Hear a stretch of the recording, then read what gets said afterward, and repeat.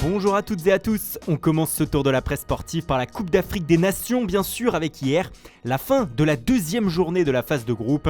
Et alors qu'à 14h, la Gambie et le Mali se sont neutralisés un but partout dans le groupe F, à 17h, la Tunisie en a profité pour revenir au contact de ces deux équipes en écrasant la Mauritanie 4-0. Un succès important et une si belle réaction pour la presse de Tunisie après la défaite inaugurale il y a quelques jours contre le Mali. Tout se jouera lors de la dernière journée, une dernière journée qui sera sans filet pour l'Algérie après son incroyable échec, comme l'écrit l'équipe, hier contre la Guinée équatoriale. Après 35 matchs sans défaite d'affilée, les champions d'Afrique sont tombés ce dimanche 1-0. Ils se retrouvent derniers de leur groupe avec seulement un point et joueront un match à la vie à la mort contre la Côte d'Ivoire jeudi. Les Ivoiriens qui sont loin d'être qualifiés aussi puisqu'ils ont été tenus en échec de partout par la Sierra Leone.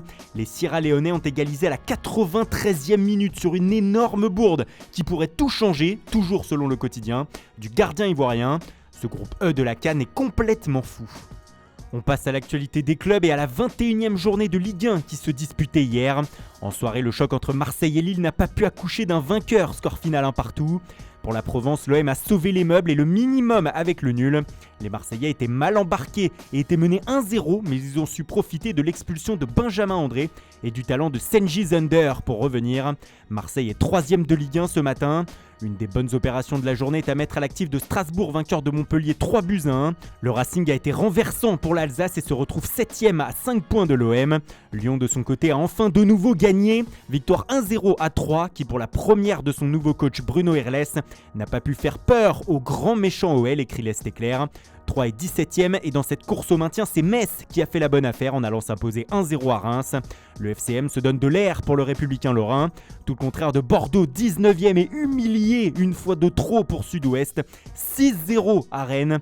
C'est une impression de désolation laissée par les Girondins, écrit le média. Pour être complet, voici le tableau récapitulatif de l'équipe. Lorient-Angers 0-0 et Monaco a balayé Clermont 4-0. On file en Espagne maintenant où le premier trophée de la saison dans la péninsule était distribué et c'est le Real Madrid qui a encore une fois été sacré champion comme l'écrit As en remportant la Supercoupe d'Espagne hier soir. Victoire 2-0 contre l'Athletic Bilbao et un premier trophée pour les merengues depuis la Liga 2020. Le quotidien salue notamment la performance de Luka Modric, MVP de la rencontre et auteur du premier but. Mais le Croate n'a pas été le seul à briller comme l'indique Marca.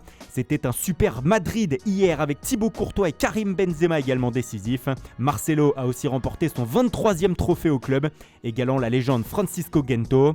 Mais c'est bien Modric qui fait l'unanimité ce matin. Le génie du Croate a brillé en finale de la Supercoupe en Arabie Saoudite, écrit El Mundo ce lundi. Enfin, pour être complet sur l'Espagne, sachez que le derby de la honte entre le Betis et le Sevilla FC en Copa del Rey, interrompu samedi soir à cause d'incidents, a repris hier. Et ce sont les Verts et Blancs qui se sont imposés 2-1 dans un stade à huis clos. Ils sont qualifiés pour les quarts, comme le rapporte Estadio Deportivo ce matin. Direction l'Angleterre désormais avec la suite de la 22e journée de Premier League hier. Et dans la course à la Ligue des Champions, West Ham a fait la mauvaise opération. Les Hammers ont été humiliés par Leeds 3-2 et son serial buteur Jack Harrison, auteur d'un triplé, comme l'écrit le supplément foot du Daily Mail The Verdict ce matin. Cette défaite laisse West Ham à la 4e place mais sous la menace de ses adversaires directs. Liverpool de son côté s'est baladé ce dimanche après-midi. Succès 3-0 contre Brentford et une place de dauphin de Manchester City pour les Reds. En Italie, le choc de la 22e journée entre l'Atalanta et l'Inter a accouché d'un 0-0. Après 8 victoires consécutives, l'Inter a été freiné de manière spectaculaire pour le Corriere dello Sport. Les Lombards restent néanmoins en tête de la Serie A avec 2 points d'avance sur le Milan.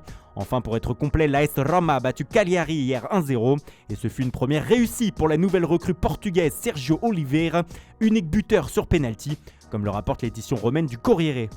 Ce qui fait la une en Italie également ce lundi matin, ce sont les suites du feuilleton Paolo Dybala. Annoncé partant depuis la fin de la semaine dernière, l'Argentin a marqué ce week-end avec la Juventus, mais n'a pas vraiment célébré son but. Un comportement qui déchire les tifosi selon Tuttosport. Une majorité donnerait tort à la Gioia sur cette célébration selon un sondage du quotidien. Au-delà de la division, la Gazzetta dello Sport parle même de l'affaire Dybala ce matin, avec l'Inter en embuscade prête à tenter de le faire venir en Lombardie si les choses continuent de se détériorer. Les relations se tendent aussi entre Erling Haaland et le Borussia Dortmund. Si l'on en croit Kicker, le BVB est très irrité vérité depuis vendredi soir et la sortie médiatique du Norvégien sur son avenir. Le club essaye de me mettre la pression pour que je prenne une décision, a-t-il notamment lâché, ce qui a eu le don d'agacer ses dirigeants qui ont démenti avoir mis la pression à leur attaquant. Mais la façon de faire ne passe pas. Même chose pour le comportement d'Ousmane Dembélé avec le FC Barcelone. Et selon Sport, c'est terminé, le Barça ne fera plus d'efforts. Le média explique que le Français a rompu les négociations avec le club et qu'il s'est donc condamné. Le FCB va donc tenter de le vendre durant ce mois de janvier. Et on termine ce tour de la presse en Angleterre avec le limogeage hier de Rafael Benitez de son poste d'entraîneur d'Everton. L'Espagnol n'aura pas résisté à une énième défaite ce week-end contre Norwich et une 16e place en Premier League. Du coup, la presse anglaise tente de deviner qui sera son successeur dans les prochaines semaines. Et selon le Daily Mirror, 4 hommes feraient partie de la shortlist des dirigeants des Toffees. Roberto Martinez, actuel sélectionneur de la Belgique et ancien de la Maison Bleue. Wayne Rooney, actuellement à Derby County. Et José Mourinho, coach de la Roma en ce moment. Enfin, Frank Lampard, libre de tout contrat, est également cité. Voilà, c'est tout pour ce matin. Merci pour votre fidélité. Bonne journée à tous et à tout à l'heure pour le JT Foot Mercato.